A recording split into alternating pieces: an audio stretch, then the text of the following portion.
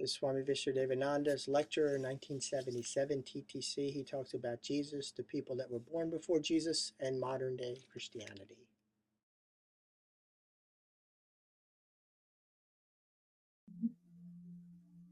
Same way, if someone says believe in Jesus or Moses or Muhammad, that is not yogic faith. That's the only difference between Christianity and the philosophy of the Christ is exactly the yogic philosophy. It experiences like the yogi. It gives the body life and soul. But only thing Christians don't understand because they follow their own practice. So all the founders, this act of blind leading the blind, just like the Billy Graham, has turned many sincere seekers from the real path for lack of belief in theoretical knowledge.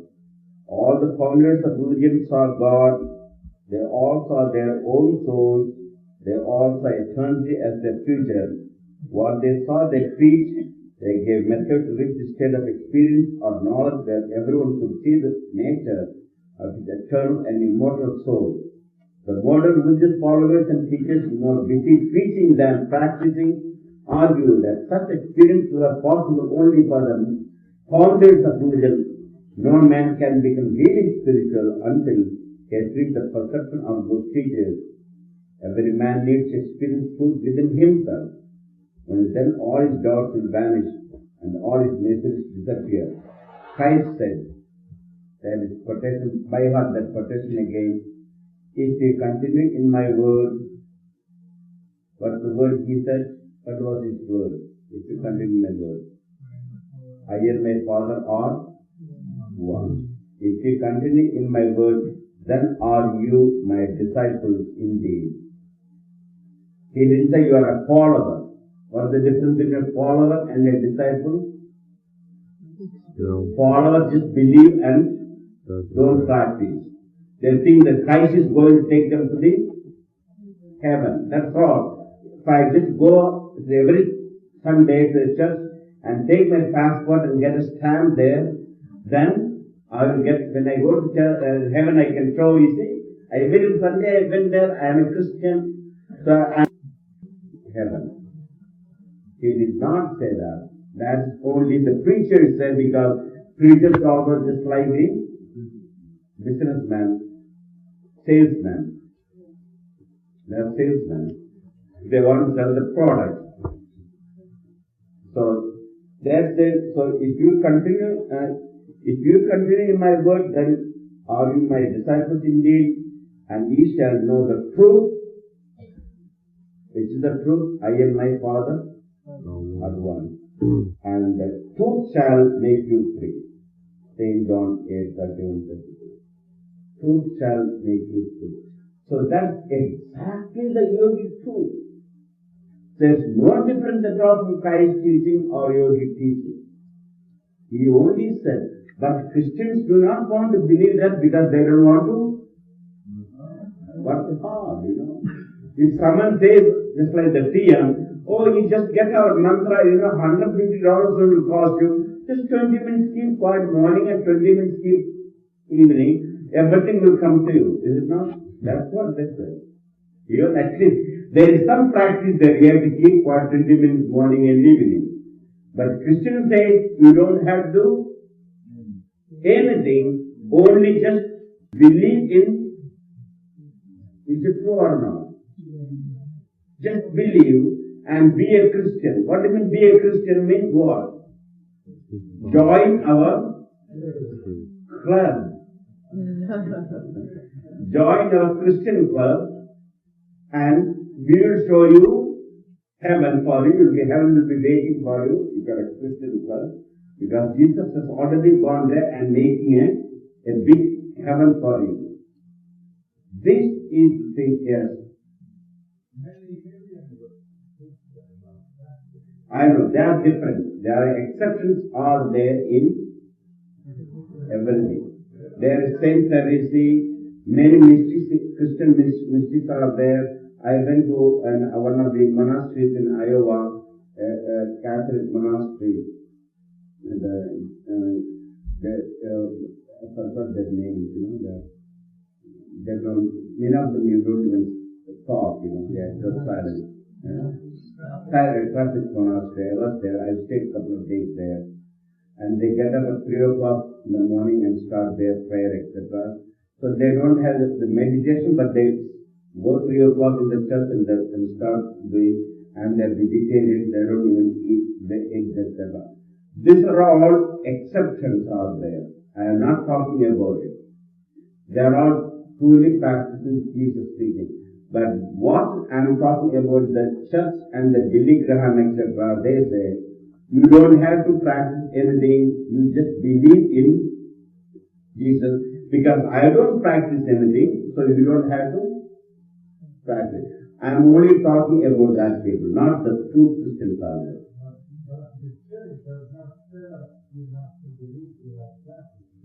But what are the things the church is asking to practice? Tell me.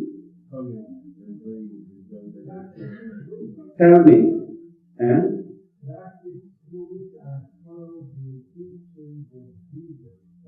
How? Okay. Now, okay, very good. He came to save our sin, is it not? Okay. Before he came, Jesus about 2000 years ago, millions and millions of people came. That means their sins, what happened to their sins, their souls? They're all died in the name because there was no Jesus to save. Before Jesus came, this is only 2000 years, Jesus, is it not? Our scriptures said we are several billion years, many yugas were there. Buddha's time, 5000 years before Buddha was there, and so forth. And so those people in the Buddha's time, or Moses' time, or Abraham's time, or just go back to little Vedic times, which is about 10,000 BC, 12,000 BC. And so what happened to the souls born before Jesus Christ? What happened to them? According to the church, there are no meaning for them, isn't it? So God did not create a Jesus before so many billions of 5 billion years earth is existing. So God only sent Jesus to save the world only just for 2000 years ago. That is called, what you call, narrow-minded outlook. They are not interested to tell the truth about Jesus. They want to make everyone only to become club, not Christian. Club. Now you just go back. Christ said, if you follow him, you can remove the truth. Now you go back in Belfast, what is happening there? Who is fighting against who? Christians are fighting against. That is called Christians. Catholics are killing Protestants. Protestants are killing Catholics. Protestants when the Catholic Church and put the cross. And so Protestant when the Catholic Church and put the cross. That's called Christianity. That is what I'm only about. Because why they are doing that, Protestants, Catholics are killing each other, they didn't understand the teachings of Christ, nor they practice it. I went to the Paisley, the minister, what is his name? Ian Paisley.